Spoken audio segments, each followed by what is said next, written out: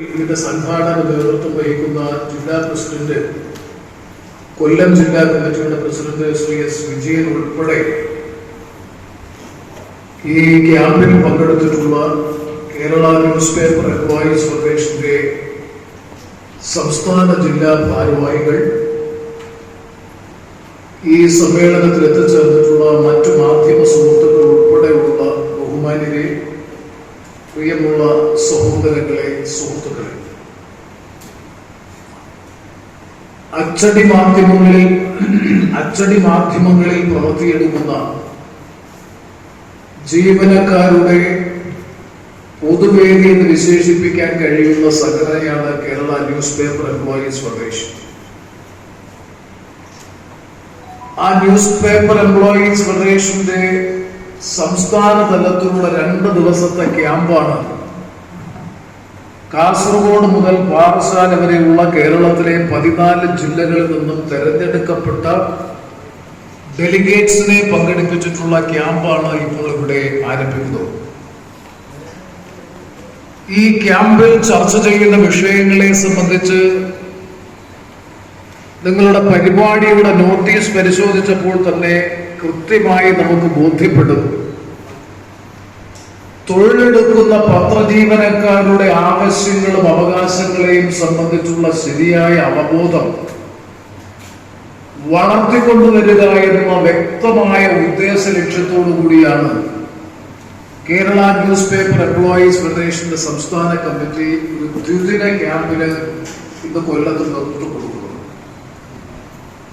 ഈ ക്യാമ്പ് സംഘടിപ്പിച്ച news paper employees ഫെഡറേഷന്റെ സംസ്ഥാന ഭാരവാഹികളെ, സംഘടിപ്പിക്കുന്നതിൽ നേതൃപരമായ പങ്കുവഹിക്കുന്ന ജില്ലാ കമ്മിറ്റിയുടെ ഭാരവാഹികൾ അടക്കമുള്ള ബന്ധപ്പെട്ട എല്ലാവരെയും,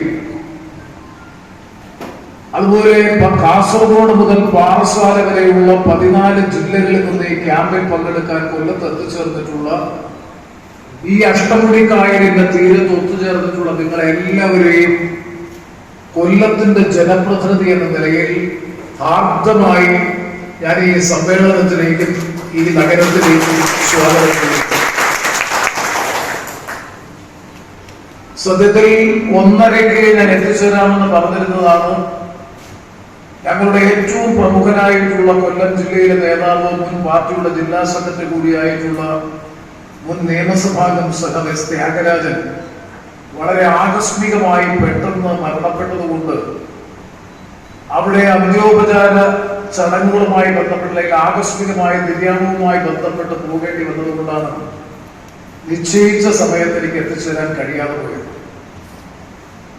ഞാൻ ശ്രീ ജെയ്സൺ ഉൾപ്പെടെയുള്ളവരോട് പറഞ്ഞു, വൈകുന്നേരം 6:20 എന്റെ ഫ്ലൈറ്റ് ഡൽഹിയിലേക്കുള്ള, അതുകൂടി പരിഗണിച്ചുകൊണ്ടാണ് 1:30 ആരംഭിക്കാം ഈ ക്യാമ്പ് എന്ന് ധാരണയായതെങ്കിലും ഞാൻ പറഞ്ഞ വാക്ക് എനിക്ക് പാലിക്കാൻ കഴിയാതെ പോയത് കൊണ്ടുണ്ടായിട്ടുള്ള ഒരു അസൗകര്യം ഈ ക്യാമ്പിൽ വിശദമായി നിങ്ങളുമായി സംവദിക്കുന്നതിനുണ്ട് എന്നുള്ളത് ക്ഷമാപണത്തോടു കൂടി തന്നെ ആമുഖമായി സൂചിപ്പിക്കാൻ ഞാൻ ആഗ്രഹിക്കുകയാണ്. അതുകൊണ്ട് ഞാൻ നേരിട്ട് തന്നെ വിഷയത്തിലേക്ക് കടക്കാൻ ആഗ്രഹിക്കുകയാണ്. ക്യാമ്പിന്റെ ഔപചാരികമായ ഉദ്ഘാടനത്തോടനുബന്ധിച്ച് ലേബർ കോഡ് PF തൊഴിലാളികൾ നേരിടുന്ന വെല്ലുവിളികൾ എന്ന വിഷയത്തെ അധികരിച്ചുകൊണ്ടുള്ള ചർച്ചയ്ക്ക് തുടക്കം കുറിക്കണമെന്ന് കൂടി എന്നോട് ആവശ്യപ്പെട്ടിട്ടുണ്ട്, എന്നോട് നിർദ്ദേശിച്ചിട്ടുണ്ട്. അതുകൊണ്ട് അത്തരം ചില കാര്യങ്ങളെ സംബന്ധിച്ച് പരിമിതമായ സമയത്തിനുള്ളിൽ പരമാവധി കാര്യങ്ങൾ നിങ്ങൾക്ക് മനസ്സിലാകുന്ന രൂപത്തിൽ പറഞ്ഞു തീർക്കാനാണ്, അല്ലെങ്കിൽ അത് ദൗത്യം നിർവഹിക്കാനാണ് പ്രധാനമായിട്ടും ഞാൻ ആഗ്രഹിക്കുന്നത്. നമുക്കറിയാം, നമ്മുടെ രാജ്യത്ത് 44-ലധികം നിയമങ്ങളെ ഏകോപിപ്പിച്ചുകൊണ്ടാണ് കേന്ദ്ര ഗവൺമെന്റ്, ഇന്ത്യൻ പാർലമെന്റ് 4 തൊഴിൽ കോഡുകൾ രൂപീകരിച്ചു.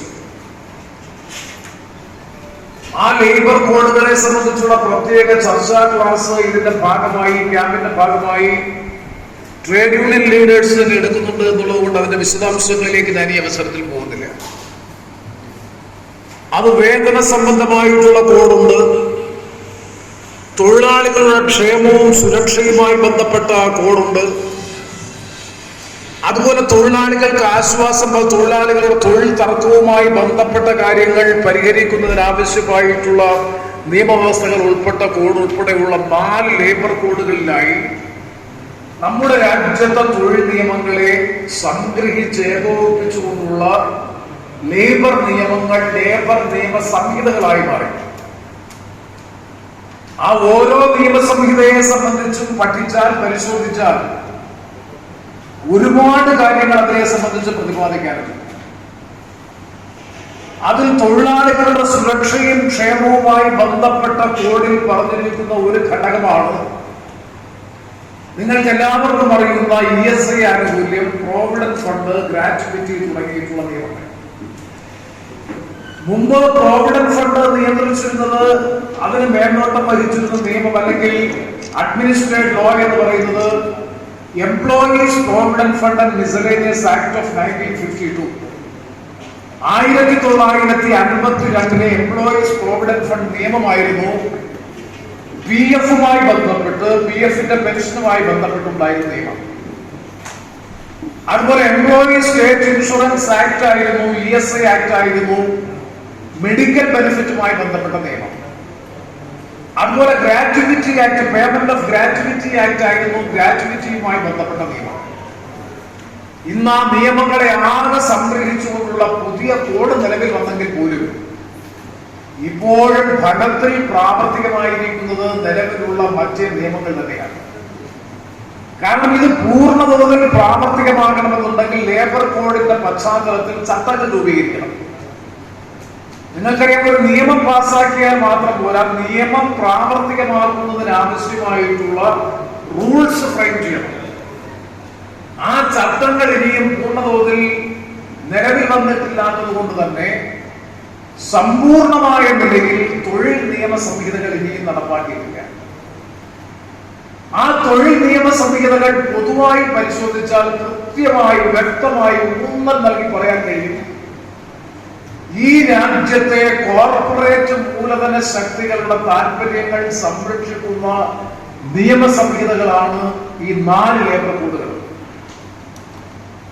എന്തുകൊണ്ട് ഞാനത് പറഞ്ഞു എന്ന് ചോദിച്ചാൽ, ഈ ഗവൺമെന്റ് അധികാരത്തിൽ വന്നതിന് ശേഷം 2014 ശ്രീ നരേന്ദ്രമോദിയുടെ നേതൃത്വത്തിലുള്ള കേന്ദ്ര ഗവൺമെന്റ് അധികാരത്തിൽ വന്നതിന് ശേഷം അവർ ഏറ്റവും കൂടുതൽ ഊന്നൽ നൽകിയിട്ടുള്ളത് ഈസ് ഓഫ് ഡൂയിങ് ബിസിനസ് എന്നതിനാണ്. വളരെ വേഗതയിൽ എങ്ങനെ ബിസിനസ് നടത്താനുള്ള ഇൻഫ്രാസ്ട്രക്ചർ അല്ലെങ്കിൽ അടിസ്ഥാന സൗകര്യം ഒരുക്കാമെന്നതിനെ സംബന്ധിച്ചാണ് നിരന്തരം കേന്ദ്ര ഗവൺമെന്റ്, 1ാം മോദി ഗവൺമെന്റും 2ാം മോദി ഗവൺമെന്റും നിരന്തരമായി പറഞ്ഞുകൊണ്ടിരിക്കുന്നത്. ഈസ് ഓഫ് ഡൂയിങ് ബിസിനസ് എന്ന് പറഞ്ഞാൽ ഈ രാജ്യത്തെ മുതൽ ഉടമകൾക്ക് അല്ലെങ്കിൽ മാനേജ്മെന്റുകൾക്ക് വളരെ വേഗതയിൽ, എളുപ്പത്തിൽ ബിസിനസ് ചെയ്യാൻ അവസരമൊരുക്കുക എന്നുള്ളതാണ് ഈസ് ഓഫ് ഡൂയിങ് ബിസിനസ്. നമ്മളാരും ഈസ് ഓഫ് ഡൂയിങ് ബിസിനസിനെതിരല്ല. ബിസിനസ് വളരെ വേഗതയിൽ, സുതാര്യതയോടെ, കാര്യക്ഷമതയോടുകൂടി നടന്നാൽ മാത്രമേ രാജ്യത്തിന്റെ സാമ്പത്തിക വളർച്ച സാധ്യമാക്കാൻ കഴിയൂ. പക്ഷെ is of doing business cannot be at the cost of the labor. തൊഴിലാളിയുടെ ചെലവിനായിരിക്കരുത് വേഗതയിൽ ബിസിനസ് നടത്തേണ്ടത്, കമ്പനി നടത്തേണ്ടത്. ഇവിടെ ഈ 4 ലേബർ കോഡുകൾ നിങ്ങൾ പരിശോധിച്ചാൽ മനസ്സിലാക്കാൻ കഴിയും, ഈസ് ഓഫ് ഡൂയിങ് ബിസിനസ് എന്ന് പറയുന്നത് തൊഴിലാളികളുടെ ചെലവിലാണ്, തൊഴിലാളികളുടെ ആനുകൂല്യങ്ങൾ പരിമിതപ്പെടുത്തിക്കൊണ്ടാണ്, തൊഴിലാളികളുടെ അവകാശം നിരാകരിച്ചുകൊണ്ടാണ്. ഞാൻ ഈ 4 ലേബർ കോഡും സൂക്ഷ്മതലത്തിൽ പഠിച്ച് പരിശോധിച്ച് പാർലമെന്റിൽ ചർച്ച ചെയ്യപ്പെടുന്നതാണ്. കേരളത്തിൽ നിലവിലുണ്ടായിരുന്ന ഇൻഡസ്ട്രിയൽ ഇൻസ്റ്റിറ്റ്യൂട്ട് ആക്ട്, വ്യവസായ നിയമം ഉൾപ്പെടെയുള്ള നിയമങ്ങളിലൊക്കെ മുൻകാലങ്ങളിൽ പറഞ്ഞിട്ടുള്ള പ്രധാനപ്പെട്ട തൊഴിലാളികളുടെ അവകാശങ്ങളിൽ ഒന്ന് കളക്റ്റീവ് ബാർഗെയിനിങ്, കൂട്ടായി വിലപേശാനുള്ള അവകാശം.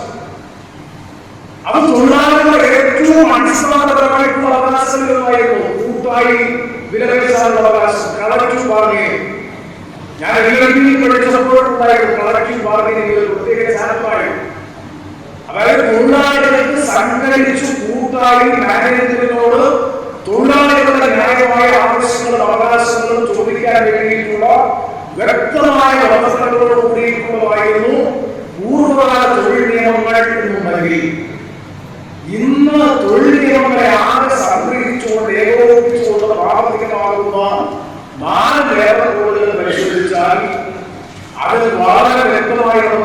മനസ്സിലാക്കാൻ കഴിയും. കൂട്ടായി വിലപേശാനുള്ള അവകാശം ആ കളക്റ്റീവ് ബാർഗെയിനിംഗ് ഒരു വാക്കുപോലില്ല.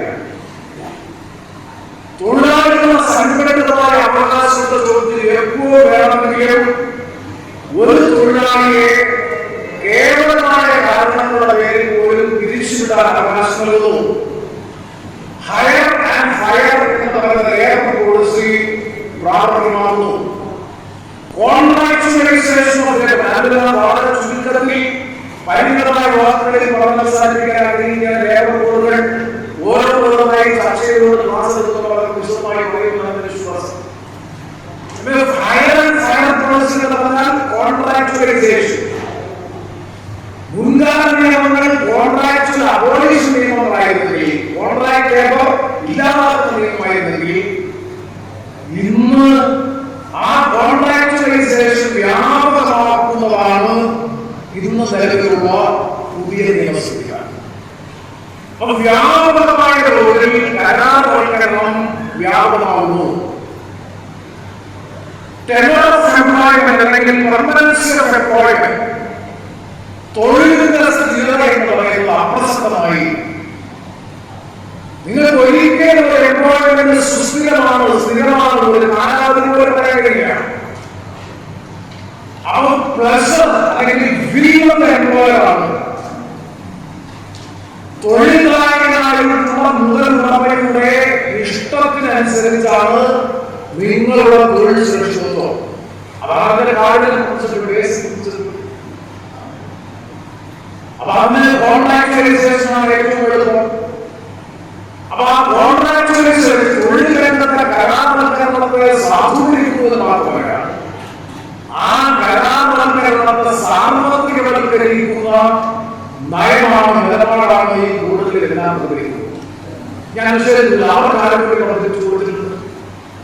അതാണ് എപ്പോഴും ഒരു നിയമം നടപ്പാക്കുന്ന കോൺട്രാക്ട് ലേബറിന് ആനുകൂല്യങ്ങൾ കൊടുത്തിട്ടുണ്ട്. ഞാൻ നിഷേധിക്കുന്നില്ല. അവർ ഈ പറയുന്ന ESIയും PFും ഗ്രാജുവേറ്റ് ഉൾപ്പെടെയുള്ള ആനുകൂല്യങ്ങളുടെ കാര്യത്തിലൊക്കെ സുരക്ഷിതത്വം ഉറപ്പുവരുത്തുന്നുവെങ്കിൽ പോലും ഇതാണ് അവരുടെ tenor of employment at the will and pleasure of the employer എന്ന് പറഞ്ഞാൽ തൊഴിലാളികളായിട്ടുള്ള മുതലുടമയുടെ ഇഷ്ടാനിഷ്ടങ്ങൾക്കനുസരിച്ച് തൊഴിലാളികളെ എതിർക്കാനും തിരിച്ചുവിടാനും അവകാശം നൽകുന്നതാണ് പുതിയ തൊഴിൽ നിയമ സംവിധാനം. ഇതാണ് നിങ്ങൾ അല്ലെങ്കിൽ വ്യാപാര വ്യവസായം വളരെ ലളിതമായി ലേബറിൽ നടപ്പാക്കുന്നതിന് വേണ്ടിയിട്ട് ഗവൺമെന്റ് മറ്റ് പലതരത്തിലുള്ള സഹായം നൽകുകയല്ല. ഇതെല്ലാം തൊഴിലാളികളുടെ ചെലവിൽ തൊഴിലാളികളുടെ ആനുകൂല്യങ്ങളെ പരിമിതപ്പെടുത്തിക്കൊണ്ട് ഈസ് ഓഫ് ഡൂയിങ് ബിസിനസ്. ഇടയ്ക്ക് 12 മണിക്കൂർ ജോലി എക്സ്പെൻഡിലേക്ക് വായിച്ചു. നിങ്ങളുടെ ക്യാമ്പായതുകൊണ്ട് ഞാൻ BMSന്റെ ഇടപെടൽ അവസാനം BMS പ്രത്യക്ഷ സമരത്തിലേക്ക് പോകുമെന്ന് നിങ്ങൾ അറിഞ്ഞിരിക്കുന്നത്. BMS സംഘപരിവാർ ഒരു സംഘടനയാണ്. RSSനെ പോലെ വിശ്വഹിന്ദു പരിഷത്തിനെ പോലെ സംഘപരിവാർ എന്നുള്ള ഒരു സംഘടന ABVപിയെ പോലെ RSSന്റെ നേതൃത്വത്തിലുള്ള സംഘപരിവാറിന്റെ ഒരു ഘടകമാണ് BMS, ഭാരതീയ മസ്ദൂർ സംഘ്. അങ്ങനെയാണ് അവസാനം 12 മണിക്കൂറുകൾ എടുത്തുകൊണ്ട് ഗുജറാത്തിൽ ഉറപ്പാക്കി നിയമം കൊണ്ടുവന്നു. കോവിഡിന്റെ കാലമായി അതൊക്കെ പറഞ്ഞാൽ ഒരുപാട് മണിക്കൂറുകൾ എടുക്കുന്ന അത്തരം കാര്യങ്ങളിലേക്ക് ഒന്നും പോകുന്നില്ല. ചുരുക്കി പറഞ്ഞാൽ ലേബർ, തൊഴിലാളി അല്ലെങ്കിൽ തൊഴിൽ, അവൻ തൊഴിൽ ദാതാവിന്റെ വിവേചനാധികാരത്തിന് വിധേയമായിട്ടായി. ആനുകൂല്യങ്ങളും അവകാശങ്ങളും ചോദിക്കാനുള്ള കളക്റ്റീവ് ബാർഗെയിനിംഗ് എന്ന അടിസ്ഥാനപരമായ തൊഴിലാളികളുടെ അവകാശം ലേബർ നിയമ സംഹിതകളിലൂടെ ഹരിക്കപ്പെടുന്നു. ഇതെല്ലാം ആന്റി ലേബർ ലെജിസ്ലേഷനാണ്. അതിന്റെ ആനുകൂല്യങ്ങൾ മെച്ചപ്പെട്ടിട്ടായിട്ടുള്ളവര അതാണ് ഞാൻ സൂചിപ്പിച്ചത്. കരാർവൽക്കരണം നടപ്പാക്കുമ്പോൾ കരാർ മേഖലയിലെ തൊഴിലാളികൾ, അതുപോലെ മറ്റു ശാസ്ത്രങ്ങളുടെ മേഖലയിലെ തൊഴിലാളികൾ. പിന്നെ ഒരു കാര്യം കൂടി ഞാൻ ഈ രാജ്യം സൂചിപ്പിക്കാനായിരിക്കുന്നത് പഠനത്തിന് വിധേയമാകുന്നതാണ്. പത്രപ്രവർത്തകർ എന്ന നിലയിൽ ബോധവുമായി ഗവൺമെന്റ് ഒരു കാര്യം ചെയ്തു. കാരണം 92% പേർ അസംഘടിത മേഖലയാണ്. സംഘടിത മേഖലയിൽ നിങ്ങളെ പോലെ സംഘടിത മേഖല ഇപ്പോ മലയാള മനോരമ, കേരള കൗമുദി, മാതൃഭൂമി, മാധ്യമം അല്ലെങ്കിൽ വിവിധ ദിനപത്രങ്ങളിൽ പണിയെടുത്തവരെല്ലാം ഓർഗനൈസ്ഡ് സെക്ടറിൽ പണിയെടുക്കുന്നവരാണ്, സംഘടിത മേഖലയിലാണ് പത്രജീവനക്കാർ. ആ സംഘടിത മേഖലയിൽ പണിയെടുക്കുന്നവർ മൊത്തം രാജ്യത്തെ ലേബർ ഫോഴ്സിന്റെ 8% അപ്പൊ എപ്പോഴും ലേബർ മന്ത്രിയും ബന്ധപ്പെട്ട ഗവൺമെന്റിന്റെ പ്രതിനിധികൾ പറയുന്നത് ഈ 8% താല്പര്യങ്ങൾ സംരക്ഷിക്കണമോ 92% ഡിവിഷൻ ഒരു വിഭാഗീയമാണ്. സംഘടിത വിഭാഗവും അസംഘടിത വിഭാഗവും എന്ന നിലയിൽ തൊഴിലാളികൾക്കിടയിൽ ഒരു വലിയ വേർതിരിവ് സൃഷ്ടിച്ചുകൊണ്ട് ഈ 92% അവകാശ സംരക്ഷണത്തിന് വേണ്ടിയിട്ടാണ് ഞങ്ങൾ നിലകൊള്ളുന്നത് എന്ന നിലയിലുള്ള ഒരു ആർഗ്യുമെന്റാണ്, വാദമുഖമാണ് മുന്നോട്ട് പോകുന്നത്. അത് കുറെയൊക്കെ ഫലിക്കും. അസംഘടിത മേഖലയിൽ പണിയെടുക്കുന്നവർക്ക് ചില ആനുകൂല്യങ്ങൾ കൂടി പ്രഖ്യാപിച്ചുകൊണ്ട് സംഘടിത മേഖലയാണ് മാനേജ്മെന്റിനെ സംബന്ധിച്ച്, കോർപ്പറേറ്റുകളെ സംബന്ധിച്ച് പ്രശ്നം, തലവേദന. കാരണം അവർക്ക് പെട്ടെന്ന് സംഘടിക്കാനും പ്രതികരിക്കാനും പണിമുടക്ക് ഉൾപ്പെടെയുള്ള സമരങ്ങളിൽ ഏർപ്പെടാനും കഴിയും. ഈ കൂട്ടായി വിലപേശാനുള്ള അവകാശത്തെ ഞാൻ പറഞ്ഞപ്പോ, സ്ട്രൈക്ക് ചെയ്യണമെങ്കിൽ, നിങ്ങൾക്ക് പണിമുടക്ക് സമരം ഉൾപ്പെടെയുള്ള സമരങ്ങൾ ചെയ്യണമെന്നുണ്ടെങ്കിൽ കർക്കശമായിട്ടുള്ള നിബന്ധനകളാണ്, വ്യവസ്ഥകളാണ്. കൊടുക്കേണ്ട നോട്ടീസിന്റെ കാലാവധി, ആ നോട്ടീസ് കൊടുത്താൽ പോലും അത് നിയമവിരുദ്ധമാണ് എന്ന് പ്രഖ്യാപിക്കാനുള്ള അധികാരം, അവകാശം. ഇങ്ങനെ ഒരുപാട് തൊഴിലാളികൾ ഇന്നലകളിൽ അനുഭവിച്ചു വന്നിരുന്ന നിരവധി അവകാശങ്ങളും ആനുകൂല്യങ്ങളും എല്ലാ പ്രിവിലേജസിനെയും പരിമിതപ്പെടുത്തിക്കൊണ്ടാണ് ഈസ് ഓഫ് ഡൂയിങ് ബിസിനസിന്റെ പേരിൽ തൊഴിൽ നിയമ സംഹിതകൾ ഇന്ത്യൻ പാർലമെന്റ് പാസ്സാക്കിയിട്ടുള്ളത്. ഒരു ഘട്ടത്തിൽ വലിയ തോതിലുള്ള എതിർപ്പുണ്ടായി. ഇനി മാത്രമല്ല, ഇതിനകത്ത് നിങ്ങൾ അറിഞ്ഞിരിക്കേണ്ട വിവരം, ഈ PF, ESI, അതുപോലെ ഗ്രാറ്റുവിറ്റി 3 എടുത്തു കളയാൻ തീരുമാനിച്ചു ഒരു ഘട്ടത്തിൽ. ഞാൻ വളരെ ആധികാരികമായി പറയുന്നതാണ്. ഇത് 3 എടുത്തു കളഞ്ഞതിന് ശേഷം ഒരു അംബ്രല്ല ബെനിഫിറ്റ് എന്ന നിലയിൽ, ഒരു കുടക്കീഴിൽ എല്ലാം കൂടി ഒരുമിച്ച് ഒരു കൺസോളിഡേറ്റഡ് എമൗണ്ട്, അവരുടെ വേതനത്തിന് ആനുപാതികമായി PF ഇല്ല, ഗ്രാറ്റുവിറ്റി ഇല്ല, ESI ഇല്ല, ഇതിനെല്ലാം കൂടി ഒരു സോഷ്യൽ സെക്യൂരിറ്റി വേസ്റ്റ് പാക്കേജ് എന്ന നിലയിൽ എല്ലാം കൂടി ചേർത്തൊരു തുകയായി കൊടുക്കുന്നതിനെ സംബന്ധിച്ച് ഒരാലോചിച്ചു. എനിക്ക് ഓർമ്മയുണ്ട്, ലേബർ മന്ത്രി വിളിച്ചു ചേർത്ത, ട്രേഡ് യൂണിയൻ മന്ത്രിമാർ ലേബർ കോഡുമായി ബന്ധപ്പെട്ട് വിളിച്ചു ചേർത്ത ഒരു കോൺഫറൻസ്, 2 കോൺഫറൻസ് ഞാനും പങ്കെടുത്തതാണ്. അതിശക്തമായിട്ടുള്ള വിമർശനം ഉണ്ടായി. PF ഇല്ല, ESI ഇല്ല, ഗ്രാറ്റുവിറ്റി ഇല്ല. ഇപ്പൊ നിങ്ങൾക്കറിയാം, ഈ എംപ്ലോയീസ് പെൻഷൻ സ്കീമിനെ സംബന്ധിച്ചാണ് ചർച്ച ചെയ്യണമെന്ന് എന്നോട് പറഞ്ഞത്. ഇപ്പൊ അതിന് പകരമായി വേറൊരു പെൻഷൻ സ്കീം വന്നിട്ടുണ്ട്, പ്രധാനമന്ത്രിയുടെ അടൽ പെൻഷൻ സ്കീം. ഈ തൊഴിലാളികളുടെ ഒക്കെ പെൻഷൻ സ്കീമിനേക്കാൾ മെച്ചപ്പെട്ട നിലയിലുള്ള ആകർഷകമായിട്ടുള്ള പാക്കേജാണത്.